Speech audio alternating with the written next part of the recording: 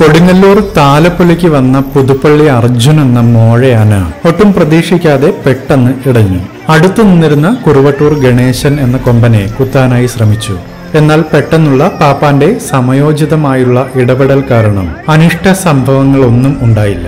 ആനയുടെ പെരുമാറ്റം മനസ്സിലാക്കി മുൻകൂട്ടി അറിഞ്ഞ പാപ്പ തെറ്റിയ സെക്കൻഡിൽ തന്നെ ആനയെ പിടിച്ചു നിർത്തി.